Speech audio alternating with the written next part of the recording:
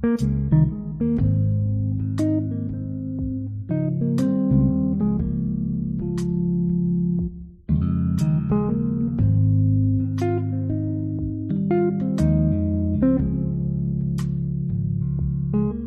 everyone, welcome to this episode of the show with Motolani and no, sorry.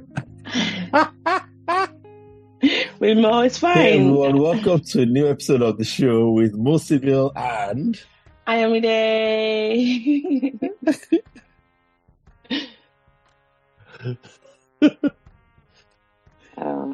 as you know, we like to throw you off every now and then, and confuse new listeners and make them think that we're different people. Yep. We have a guest on the show this week. The last episode, we had Mo as the guest on the show. And this episode, we have a special guest who I suppose we're going to introduce in a bit.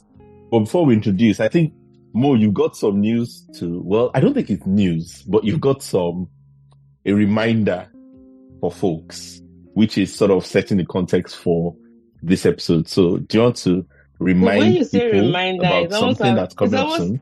Hold on, it's always a reminder. It's almost as if they have to know. No, I sound like like an entitled person. Well, I feel like a number of our listeners know already, right? Yeah, a number would know. Okay, my birthday is around the corner, and You're not.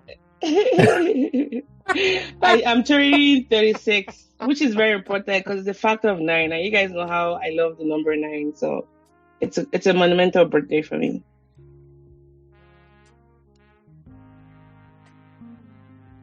You said the number 9. Yes, because you know how I think we've talked about this before. Yes, I love the number 9. Yes.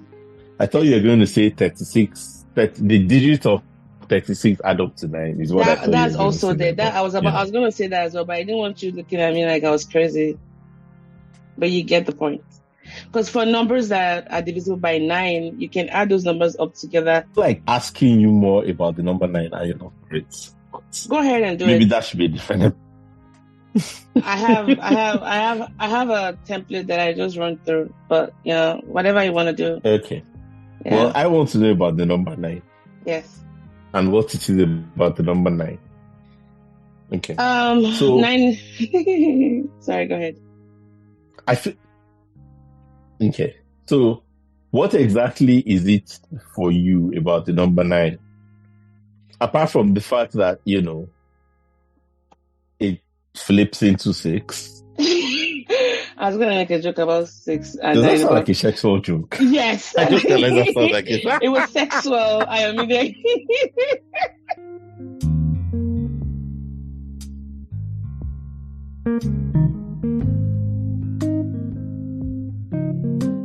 Well, that's fine. The number 9, what isn't so special about the number 9? It's, for me, you know how people talk about having spiritual numbers? That's my spiritual number. And I know that for sure. You know how people talk about having spiritual numbers? That's, my spiritual number, right? Now, let's talk about the divisibility rule of 9. So, if the sum of a digit is divisible by 9, then the number themselves is divisible by 9. Take, for example, numbers like 6. Why though? It's a beautiful mathematical phenomenon, right? Take, for example, 612. If you added those numbers together, they form 9. And 9 divided by 9. So that tells us that 612 is divisible by 9.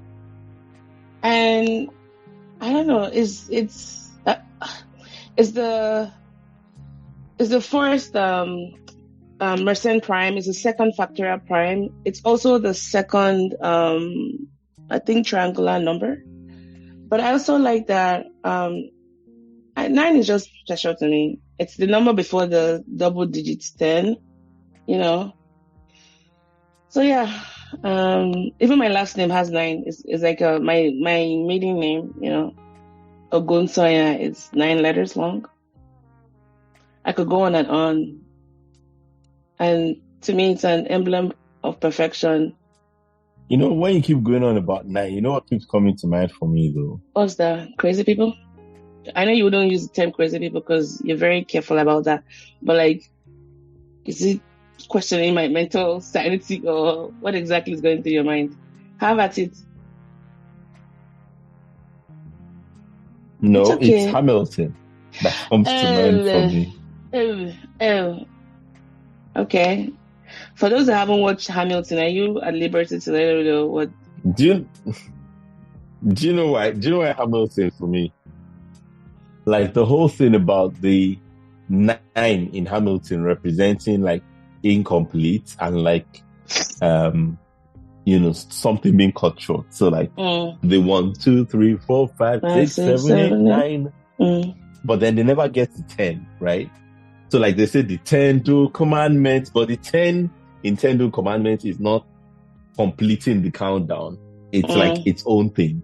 And then, like the son on do track set with nerf whenever I gets right or D.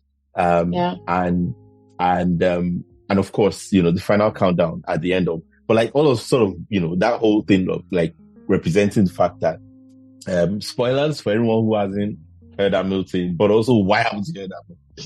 But like it represents the fact that his son dies and that he died before his time. He doesn't get to the end of his countdown basically. Okay, I feel like I just made this very morbid, but that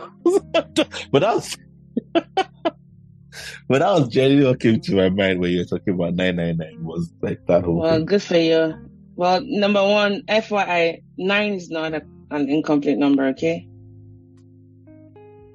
It's the second, it's complete. I was born on the 9th. It's the highest single digit number in the decimal system. There's the second non-unitary prime, square prime of the form P square. And what else again? Yeah, my last name, 9. I love 9, and I'm turning 36, 3.69. We can keep talking about 9, but you haven't even introduced the guest for today's episode, Ayomide, officially. I bet we can. Might as well, right? No, we haven't. And the guest of today is not 9, everyone. Let's be clear. No.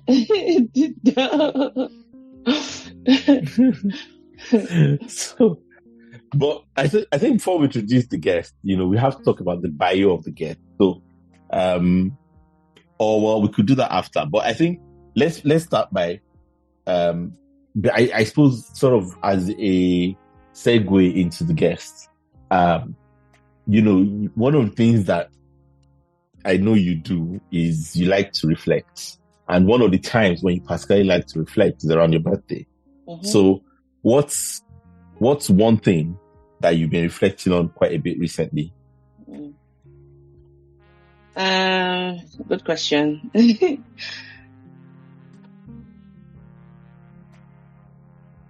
And plainly speaking, it'll be my relationship anxiety. And I think it was actually this year when my therapist said it. And she didn't say like, almost like, oh, that's your diagnosis. Almost like I should have known. Like, if you consider your relationship with anxiety, blah, blah, blah. And she said the other words. Now, I can't remember what followed that sentence, but the particular phrase, your relationship with anxiety, it was almost like, wow, I've been hard, right? And the more I read into it, I kind of knew the cluster of behaviors I had could have fit into anxiety. I started casting my mind back, way back from, the beginning of time, my existence, by the way. Not like a primordial kind of sense of time as to what exactly shaped, those relationships and especially anxiety rather. And then what ways have I, made it work for me? And in what ways have I made it work against me? And I think more so because of being a mom recently. And the funniest thing I mean is that she mirrors my behavior. And that's a good thing and sometimes a bad thing. Like, for example, she does this cute, rude thing where if you call her name Arifa, she goes like, what? And that's what I do. That's how I respond, And when she does it, I'm like, something you do? I do that, yes. That's how I respond, like, what? especially when I'm not in the mood. But she's doing it even when she's not in the mood, especially when you're interrupting her, her playtime. And then, but there are also other good things she speaks for me, which I hope, those stick longer than before. But the work I'm putting in therapy these days has really been to make sure that I'm almost like gutting out those deep trenches that are guardable and finding ways to fill them up with, better experiences. Now, it's not everything that can be fixed. Some things are just woven already in my DNA, and short of being born again in the literal sense of that word, they can be changed. But yeah, definitely, I've been reflecting on my relationship with anxiety, and I mean, like it's really been crippling on sometimes, but yeah, and I think they also form some of my pedantic nature that you probably, you've seen and maybe heard me talk about, like my cleaning obsession, my germophobic tendencies, insomnia, not being able to sleep, and just even sometimes when I'm on vacation having a good time, it's sometimes so hard for me to be in the present because I'm just almost always future oriented. So those are things I've been, reflecting on, okay, this past year, how has it been and how do I want to move into the new year and, work on these things that I've been exploring in therapy. That was a long response, but yeah, that's it. It's really what I've been thinking about.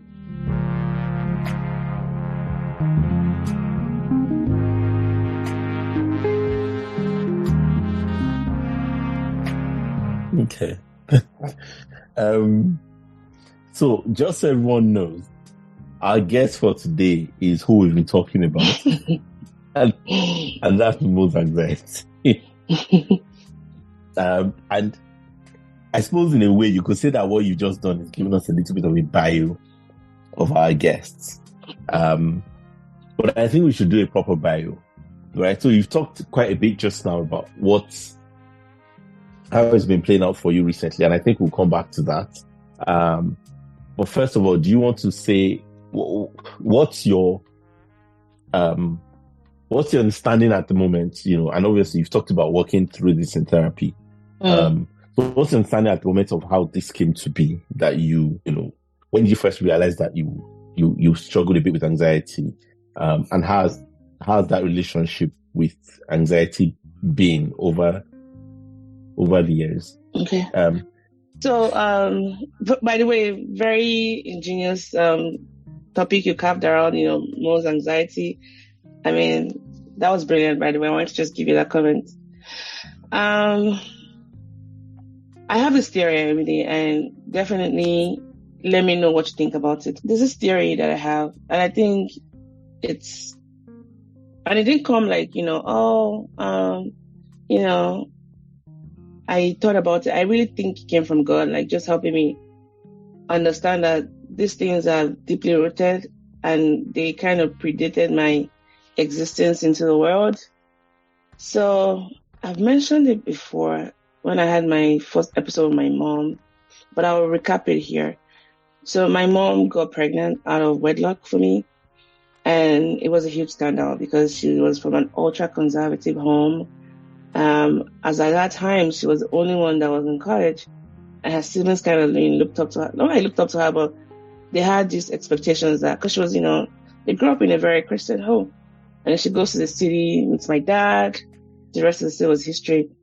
So she struggled a lot with just, I think, the pregnancy as a whole. And I think, because they had to form their family overnight, right? They found a place, moved in, and that's how they started. It wasn't even like properly planned. There was no save the dates, card sent out. Not that they were doing that those times, but you get what I mean. And I think even growing up, I've always had a sense of fighting for people and just being a voice to help people who might be downtrodden, because my mom, for the longest time, I could see how people would say things about her, and she can't internalize that. For context, she's a very chill, laid back, very quiet, peace-loving person. And I'm different. I mean, I love peace, but I'm more vocal than she is. And I think You are? I became the more extreme version of her as a way to kind of almost like, how when the pendulum is swinging, which is why sometimes when we talk about this cancel culture, it might swing to the extreme end. I became the extreme end of what she was experiencing. So I have a theory that during her pregnancy and the stressors she was exposed to, because we do have those theories about, latent exposure of kids to not just, harmful substances like drugs and alcohol, but the mother's, well-being and the things happening in their immediate environment, and how, because of the link between the baby and the mom through the cord, they feel everything. And I think I was born anxious. It's just how I say it. And even if there would not have been a perfect instrument to measure anxiety in babies or in 1-day-old babies, I think there was something by just the way I was born that predisposed me to anxiety. And of course, a lot of other things that happened growing up as a child, they just added almost like fertilizer to an already growing field of chaos, as it were. And so that's my first theory. That's like the epigenesis, as it were, of my anxiety. Now, you being a psychiatrist, and I know maybe I can't really see your face right now because I don't want to look at your face so I don't break out of my character. I'm performing. This is a performance, but in a good way. I'm trying to also think as I'm talking to you. What do you have to say about just what I talked about? This is not going to be a regular interview where you get to ask the questions, because I really want to explore myself. And if you've heard this kind of theory that I'm positing.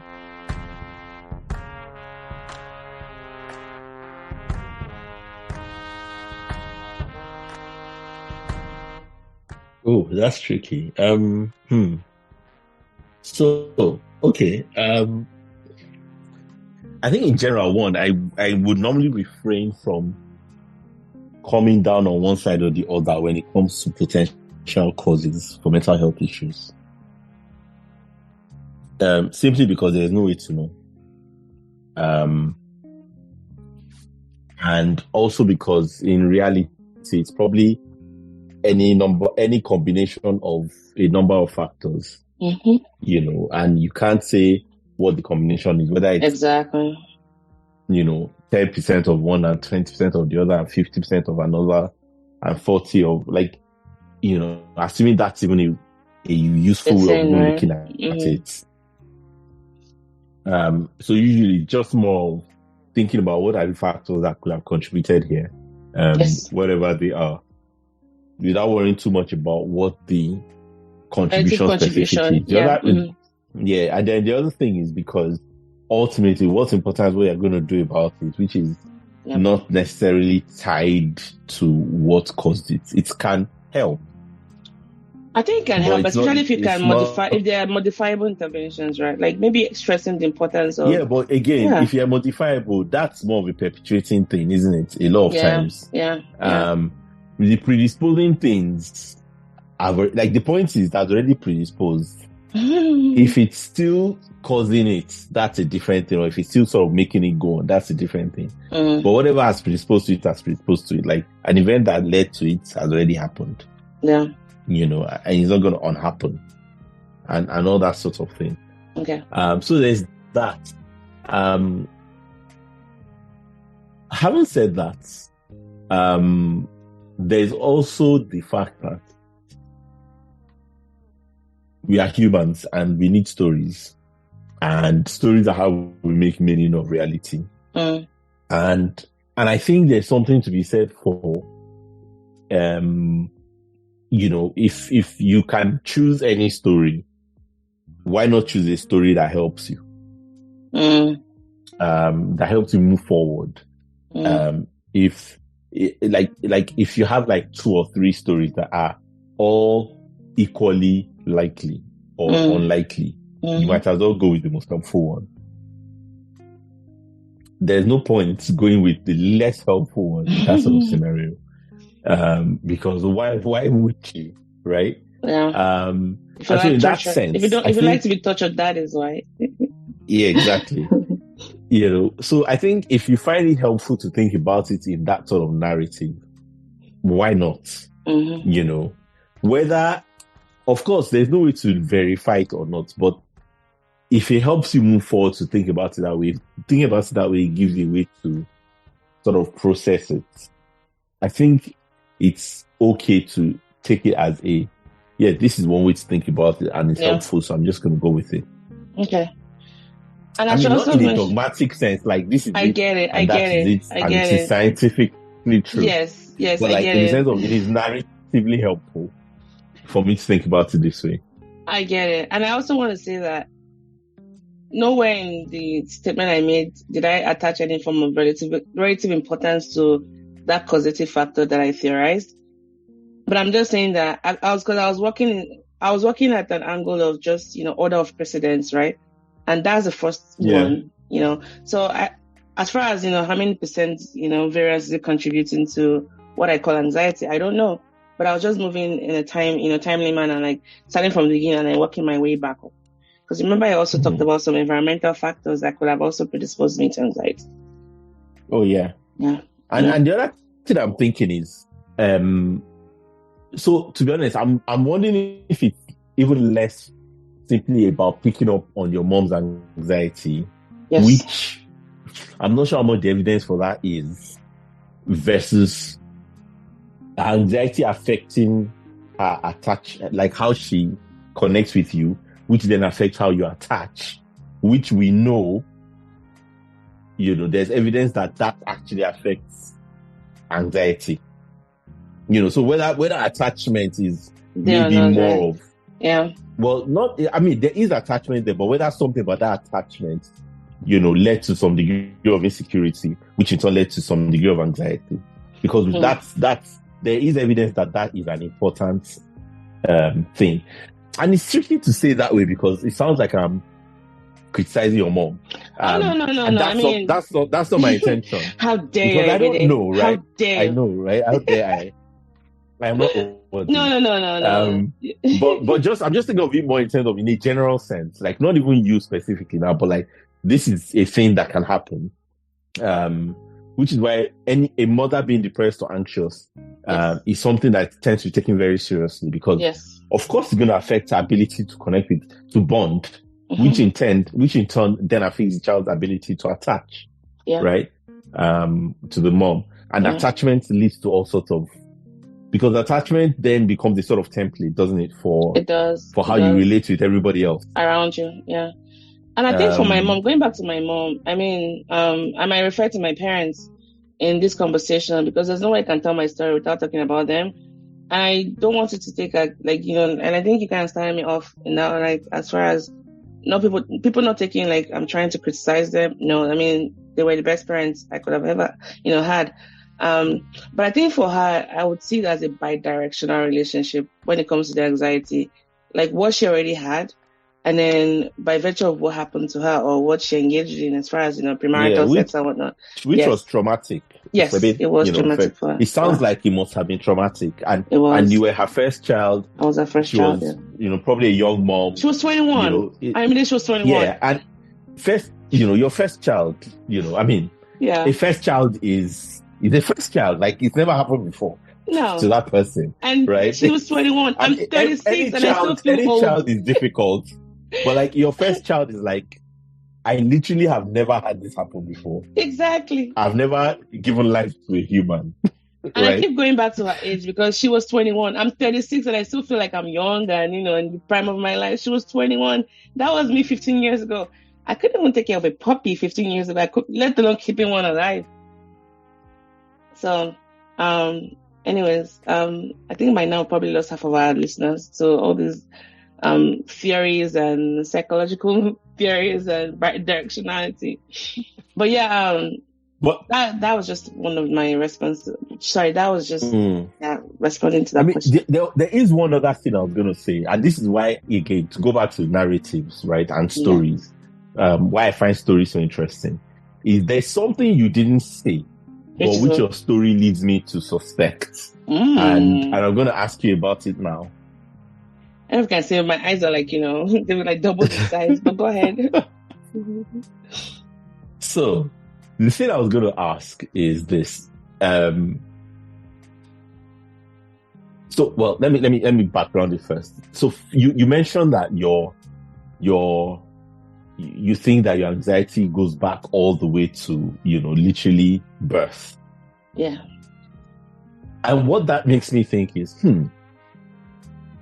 does that mean then that you cannot remember a time when you were not anxious? Yes. Do you see how the narrative indicates that, even though you didn't explicitly say it? You're right. I mean, you're right. And it's not nothing I haven't thought about, but it's that I didn't mention it. It wasn't a case of just deliberately omitting it. I just thought it was implied. No, I don't think you did. I don't think you were deliberately. But I'm just saying this is the value of story, right? Yes. This is why story is helpful.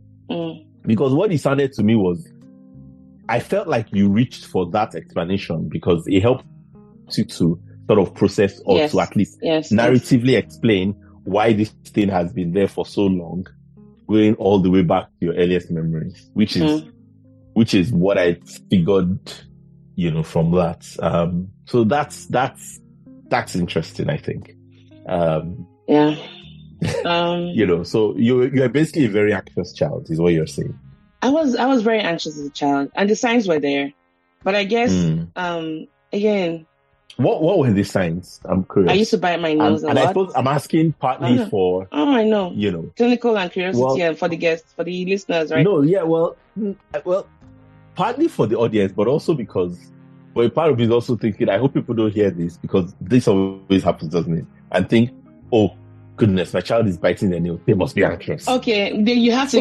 this is your job. This is your job to kind of paper... I'm just going to talk about my experiences, right?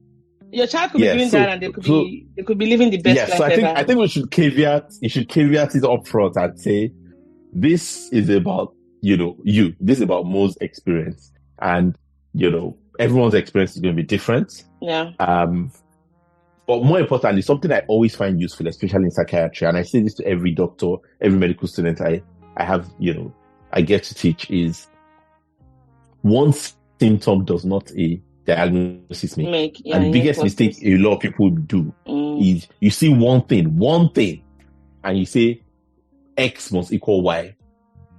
We make diagnoses based on patterns of behavior.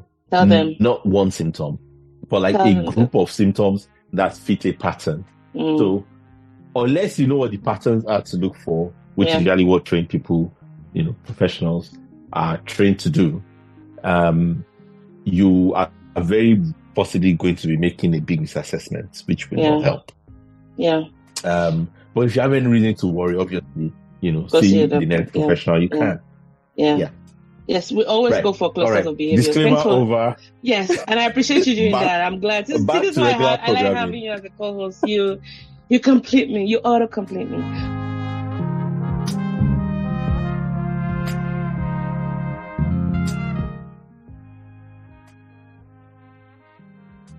So let's go back to the signs I experienced as a child. And looking back, I used to bite my nails a lot. I had trouble sleeping, and the older, as I think from 7 to age 13, I had an eating disorder, and I also began dieting, I think, at age 8. Again, this is not going back just to the the whole child pregnancy theory. Some other things happened growing up as a child that kind of lit that fire, and I just always felt like I don't know. I felt like I could not be, I wasn't somebody worthy, and I wasn't somebody that could be loved as a child. I've always had that sense of impending doom that the shoe was going to drop, and if it dropped, it was going to be my fault. I took in a lot of the guilt. I don't know, I've always just been that child, super sensitive, and always felt everything was my fault.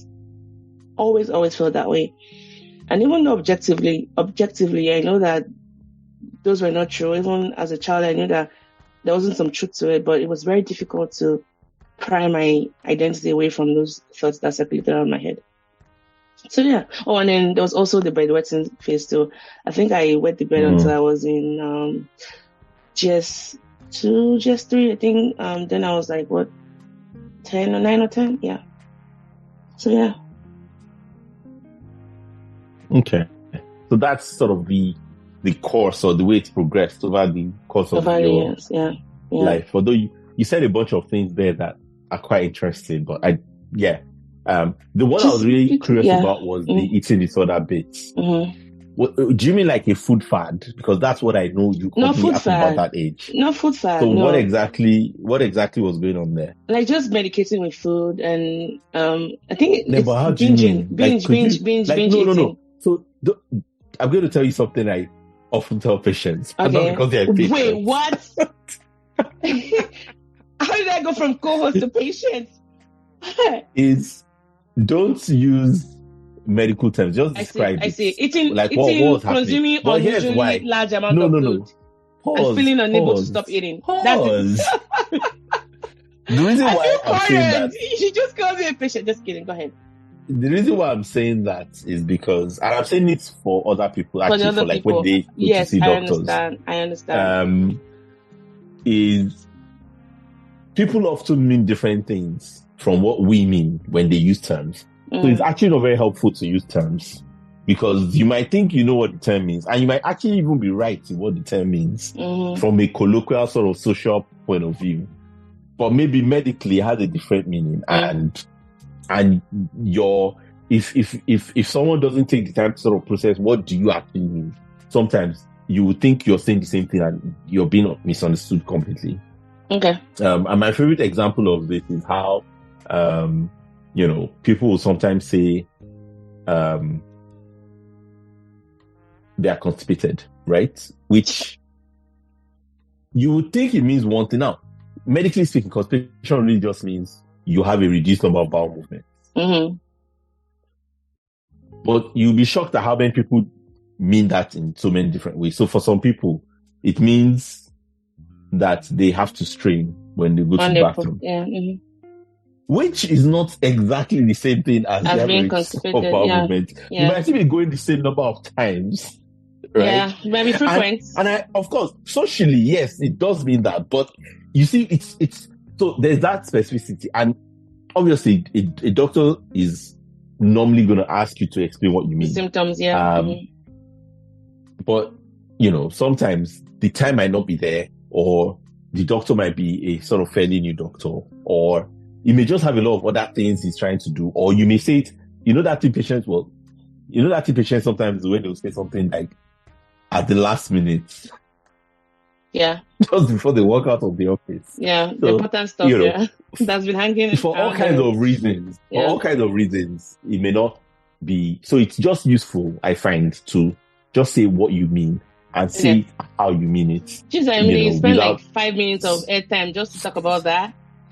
Okay, so about poo.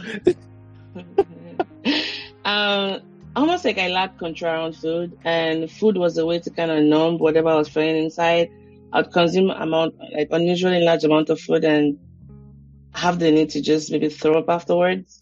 And and then the guilt that comes from that, and then the whole vicious cycle, whatever that term is called, but that was my typical presentation as from age 7 up until I think 13. Okay. And how did you deal with it? I didn't know there was a name for it. I didn't even know. It was until I think when I was in either university or later years in college, in high school, when somebody brought a magazine, one of those, celebrity magazines, and they talked about, there was a front cover of somebody who was using laxatives, and I was like, and they described what led up to the use of laxatives. But I mean, I wasn't using laxatives because, again, it wasn't something. So you were using Dr. Google before Dr. Google came. But this was in form of trashy celebrity newspapers that were contraband in high school, because I went to very strict which is basically what a lot of sites are. Yes. And if anything, if I had access to laxatives, I probably would have gone to buy, because even though the article was definitely not condoning doing those behaviors, the fact that I had a name almost empowered me. Like, okay, this is actually something, almost like defining the parameters of my ailment. And but I think the biggest issue, again, which I think also you can think of it as a root, because it's tied to everything else, was just body image issues. My goodness, Ayomide, it was horrible. It was horrible as a child. And I think it was made more pervasive by always being compared to my mom. My mom, for those who don't know her, she's petite. She's like a size 4 or something. And even as she's getting older, she's aging like fine wine and, looking beautiful as ever. And here I am, my dad's side of the family, they've always been plumpy and, chubby and whatnot, whatever names you want to use. So I kind of inherited that side of my family, but being the only girl and not having any sister to kind of like hopefully look like me and just, prove the assumption right.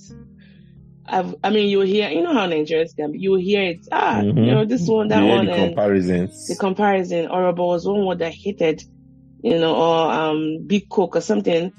Because I've always been, big as a child. Even looking back now at my pictures, I didn't look big, but I think relative to my mom, of course, I looked like I could swallow her, and that was bad. And then it also came with the tailor trauma. Like, how you do uncle with your mom, the same tailor, the same style has to come out looking like it was fitted by a model. Mine would come out looking like a back of sack.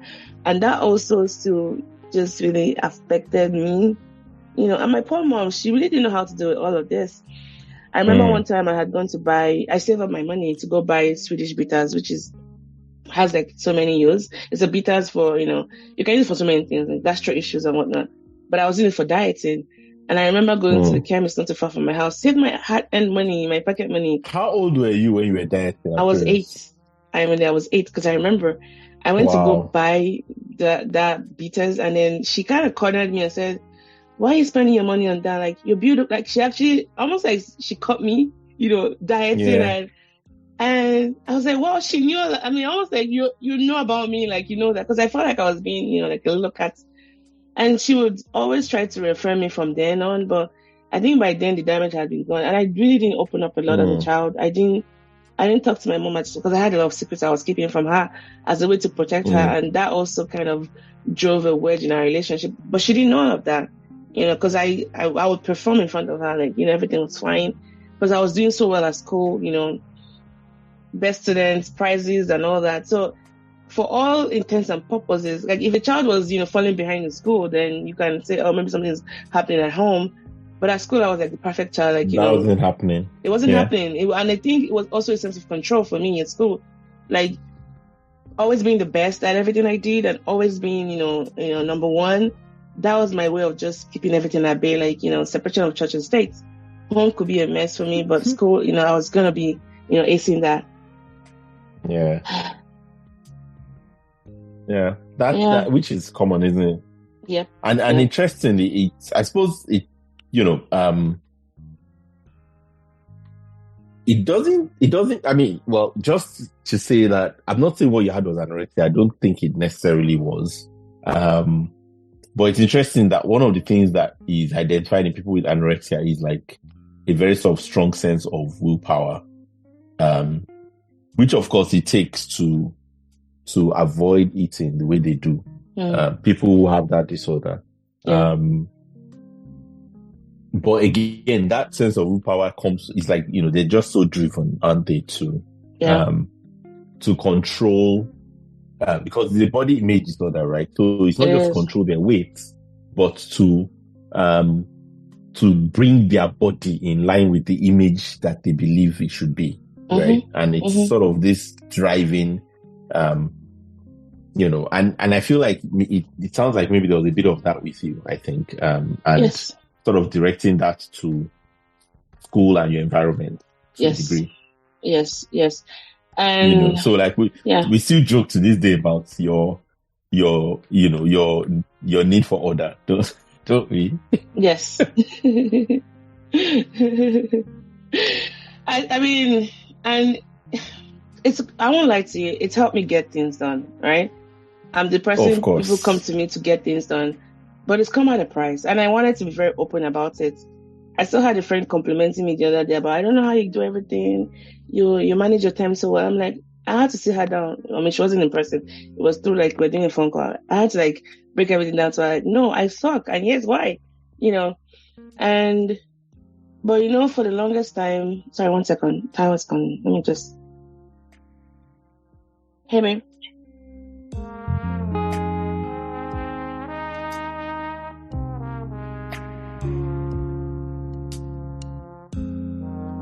Oh yeah, for the longest time, again, the image I had of myself wasn't very healthy. Like, I thought I was unkind. I thought I was unlovable. I thought I was, cold. Like, I had no love in me. And I think and that definitely was walled off, right? There was always a wall. And I think that wall started chipping off when I got into university. And I had great roommates who almost mirrored something else that was different from what I've been seeing up until that time. Like, I've said this to Chiamaka before. She taught me how to smile, even though not like she sat me down and she made me smile. She's always smiling, as you know.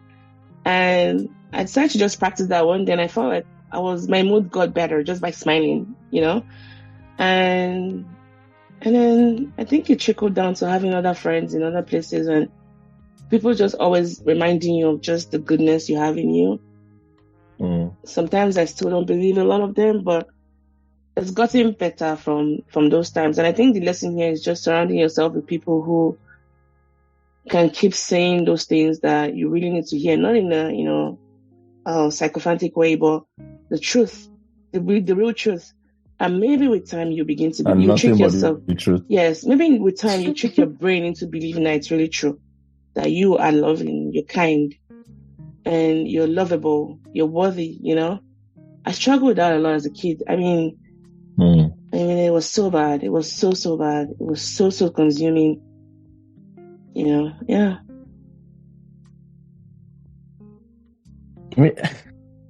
I mean, one of my essays. I think you've probably seen this one. Is the one about relationships as mirrors. Oh yeah. And yeah, well, like, my argument there is that, like, I'm not a believer in this idea that you're meant to, what's the word? Like the sort of, go off into the wilderness and find yourself. Because it sort of assumes that who we are is something that we discover in isolation. Mm-hmm. Whereas actually, and I've often heard people describe, and I feel like you did that a little bit just now, describe discovering themselves in relationship almost as almost with a sort of shame. Like, I can't believe I needed someone to tell me who I was. Like, yeah, that's how we know who we are. That's how it happens. It's like, it's almost like I can't believe I needed a mirror to see myself and do my makeup and get dressed in the morning. Yeah, that's how normal people get dressed. They use mirrors. They don't just do it. Right? Yeah. We need, just like physically, we need something outside of us to recognize, what we look like.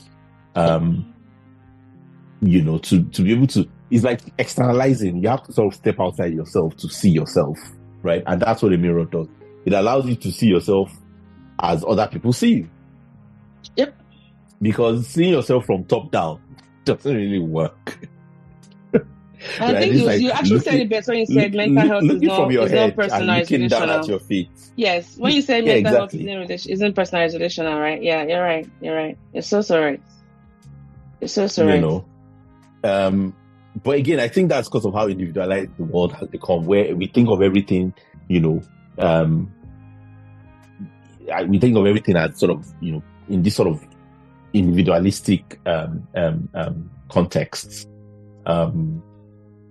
So I think what your friend did, what Chiamaka did, is precisely what we all need, and how these things happen. And if if we're lucky, they happen from when we're very young, but it's still through relationships, right? It's through Beginning with relationships, like parents yeah. and other Caregiver, family immediate members, caregivers, yeah. siblings. Yes, exactly. And then extending out beyond that to friends, and extending out beyond that to colleagues or whoever else we meet, along the path of life, and to partners and children. When you get to that, like it just, because there's things about. I mean, I always say to people, like, there's things about yourself you don't know until you start working. There's things about yourself you don't know until you partner with someone. There's things about yourself you don't know until you have a kid, or until you become responsible for a child. Whether biologically or otherwise, as an uncle and a hot father, which is like right. There's things about yourself you just don't know, because how would you know? Yes. Right. Except for those kinds of relationships. So, I'm just saying, I don't think there should be an apologetic tone to talking about discovering ourselves in a relationship, because that's how it's supposed to happen. It's funny how you pick that up, because you know what, you could be right. Maybe that was the way I said it. But I also wanted to say this. You need to be able to trade in some currency of trust to have people inform that process you want. Absolutely. Because there's an offensive... The mirror has to be good. It has to be good. There was an offensive side of me, in the sense I was so walled off, and, but that wasn't me. It was just a way to protect the trauma I'd experienced. Yeah, absolutely. Yeah. You have to trust. You have to trade that currency. And a lot of us, we don't let people see the other side of us. So all they just see is just that one, don't forget about her. You can't get anything out of her, or out of him. You have to let down a little bit, maybe just leave a door open or a tiny window to have people inform that process. But there are people around who really want to, and they're able to. Yeah. Absolutely. Yeah.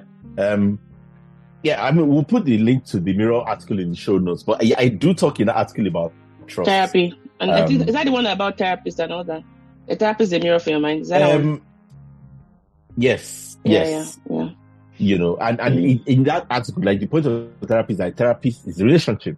Yep. It's a relationship. It's a special kind of relationship. We need to ring that bell. We need to ring that bell. The reason why it's a special relationship is because A, you're paying them. You're paying them.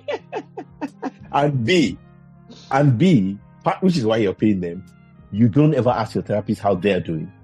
You can. I mean, you can, but they don't really answer you, do they? Because they're not supposed to. Because that's the kind of relationship it is. It's not meant to be a two-way relationship. It's not. Thankfully not, right?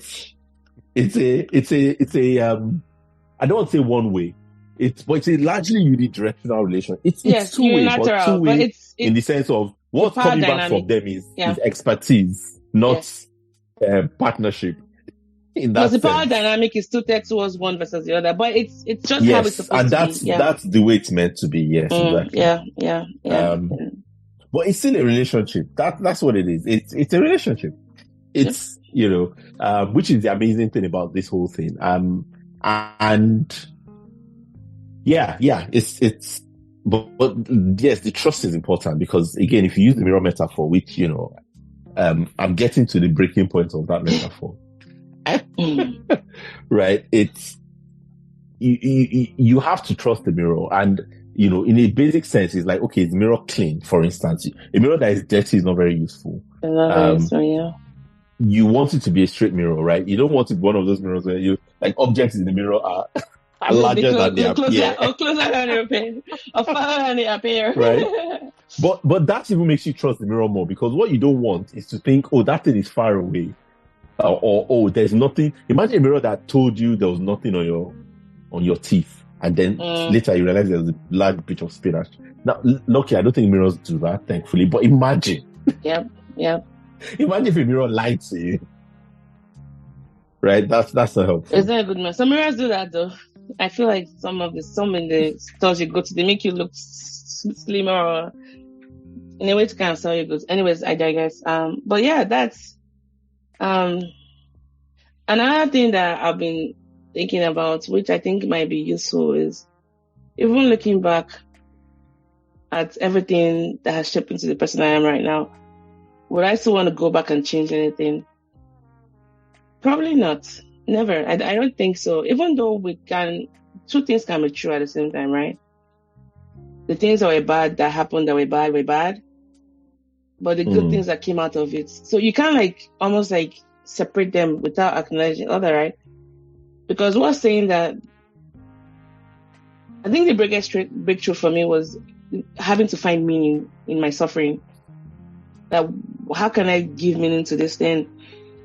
And for me, being able to tell my story, being able to encourage people, being able to be vulnerable, I think that has been the biggest return on investment for me. Because don't get me wrong, I don't think I'm ever going to stop being anxious. I have a feeling I'm probably going to die anxious. But I'm still going to keep being in therapy to find ways not to make it, crippling and, affect my functionality, maybe relationally, emotionally, or whatever at least we're looking at. But I think it's just important to know that not everything can be resolved with therapy. And I'm beginning to accept that it's okay. No, you need friendships. You need family, don't we? And you do need friendships. You need those. I think friendships are particularly important, actually, because you do need those relationships where it is two-way. Yep. Right? And therapy can't be that. Can it? It can't be a transaction. They have to get paid. And if you have paid somebody, they've got to say the right things to you. Yeah. If you don't pay them, the government got to pay them. Somebody got to pay them. They'll be able to eat, literally. Yeah. And that's a very important point. It's important. Yeah, thank you for that. And then another thing I also wanted to mention, which I'm kind of blanking out right now, is about the anxiety still. Or something else. But I mean, yes, this year, as you know, I'm not able to go into the granular details, but I've had some major events happen to me this year. The past year, the biggest being, some around my relationship with my spouse, coming into motherhood. Oh boy, I think we should have a separate episode about that every day, because I have some stories to tell the listeners, and also maybe explore through you. Some of those childhood things I talked about, they came out in. So as we're talking about how there's no way you can know who you are until you're in certain relationships, right? Being a mom, even calling myself a mom as a first-time mom, and I think I told you about those struggles I had, right? I remember we talked about that. Yeah. Just using that word, mom, to describe myself. And then when she said it to me, when I first said it to me, and I looked at her like, do you know the implication of this? Like, I'm not mom yet, I'm just your foster mom, Do you know the image that just came to mind for me? Like when she said it to you. No. You said what? Lord of War or God of War? Are you talking about Lord of War? No, not God of War. God of War, sorry. No, it's God of War. No, not that. It was the image of being knighted. It was like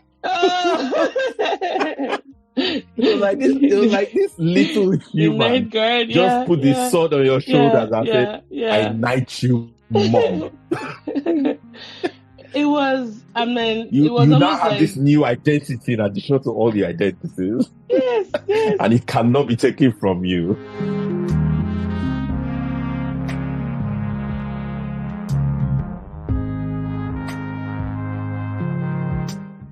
Man, I wish I had a tape to play back for that therapy session. I went in there like identity crisis. Like, I called an emergency session with my therapist. This is what happened. Oh, man. And we walked through it. And she made me realize that you've always been mom. You just didn't know it. Here's why. Blah, blah, blah, blah, blah. She gave me all of that. And for a child to say that to you, they've seen something about you. And children are very honest. They wouldn't call you something that they didn't think you were worthy of.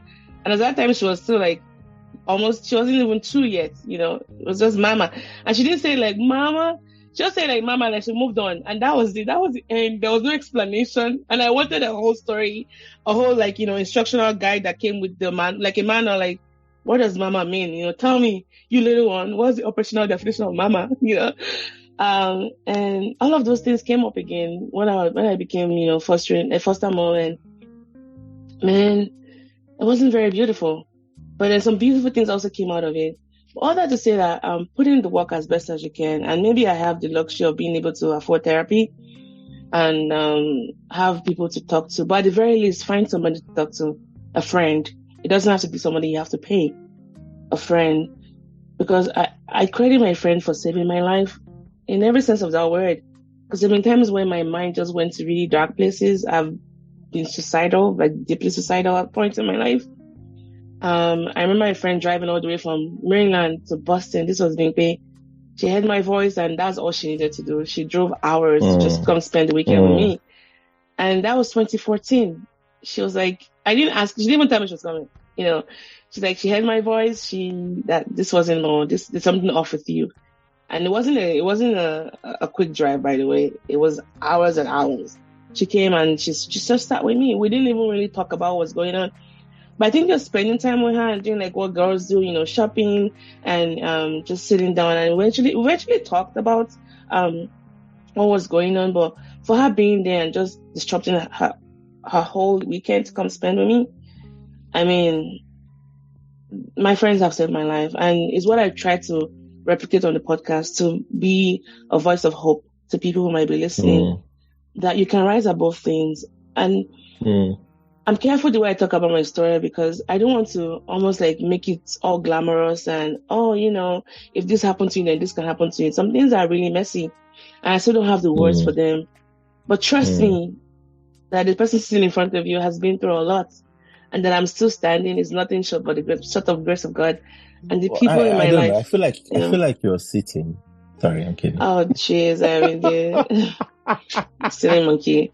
Anyways, just to say that it's possible you can rise above it. I really hope you believe that much. And so even having this podcast has been, and I think even talking about the episode we did last week about how things have gained from it, it's improved my life in so many ways. Being able to have words to articulate my emotions and, you know, sit across people who have gone through similar but different issues and being inspired by them all the same. I'm thankful for that. And as I go into this new year, I want to hold space for that. I want to keep, you know, doing my work and, you know, and using my meds and drinking water and minding my business. Right. Yes. Water, I mind my business and chuck down my anti-anxiety pills. Yeah, but when therapy was hard, I mean, I think we don't really talk about how hard therapy is. Taking a pill is probably hard. Therapy is the hardest. It's always hard. Therapy is the hardest. It's always right? hard. So yeah, that's my. It has to be hard, though, doesn't it? It has to be. Otherwise, it wouldn't be therapy, right? It would be something else. Well, I mean, it's just like, how do I put it? Like, of course, it's hard. It's like stripping, you know. It's like the second sexual joke you're making in a day. Wait, are you leaving the first one in? Of course, I have to. When we did the one on Henry and we talked about pennies and pounds, of course I'm leaving it in. Oh my goodness. No, but seriously, it's like, it is, you know, because I like to use physical metaphors for this mental health stuff, because sometimes people just think it's so abstract, and that helps make it a bit concrete. But it is like stripping. It's like, you know, take your clothes off and exposing, you know, sort of whatever is underneath. Even when you're not comfortable with it, or, you know, you're still feeling some way about it. It's hard, and it's painful too, because it's sometimes like literally opening a wound. Yep. Over and over again. Over and over again. Not over and over again in that way, but like, you know how like sometimes the things you need to treat a wound make it hurt, right? Yeah. And in this case, there's no anesthesia, right? Like it's like I was watching the you know, well, I don't want to say what show it was in case, you know, so it doesn't spoil. But like, you know, in all those shows when someone has like an arrow stuck in them, like those sort of medieval or fantasy shows. Oh, wait, is it Ring of Power? Is it Ring of Power you're talking about? Yes, but I'm not saying anymore. You know, and then you have to pull the arrow out. You know, and like there's no anesthesia. There's not even, well, I mean, alcohol was the anesthesia back then, but like, you know what I mean? There's no, yes. You just have to go through it, and you can't leave the arrow in there. You have to pull it out, and it's gonna hurt. But like, the hurts from leaving the arrow, the hurt from pulling the arrow out is still much better than what will result from leaving the arrow in there. Yep. You know, and that is like the real craziness. Even bullets, some bullets you have to leave them in, because taking them out, the person could die, you know? Yes, exactly. Yeah. Exactly. You know, but you know, I'm talking about like the pain of actually pulling it out is where is what therapy is like sometimes. Yeah. And people often come to therapy thinking, oh, it's going to be fun, it's going to be nice. No, it's not. It's not. No, it's after, yes. But before you get to that, it hurts. It does hurt. But it takes a lot to get to that after, though. It takes a lot to get to that after. Yes. And number of people still enough to get to that after. Man, do you know what it's like to sit there in front of somebody and talk about things you can't even find words to talk about yet? I mean, yeah, it's worth the work. It's worth the work. You'll be better off for it.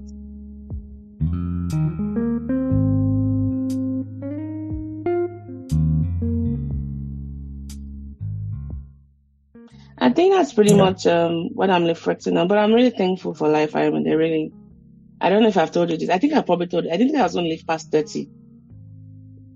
So clocking 30 about 6 years ago was a big thing for me, because again, I forgot to mention, I was always fascinated with death as a child. When I was 9 or 8, I had written my obituary actually. To just show you how really, what's the word? The kind of childhood the kind of person I was as a child. I had written I put a will down, you know, where my clothes were going to be sent to and all that. But then I talked about almost like a brief bio about my life. I hadn't lived much by then, but I put something down. I was always fascinated with death.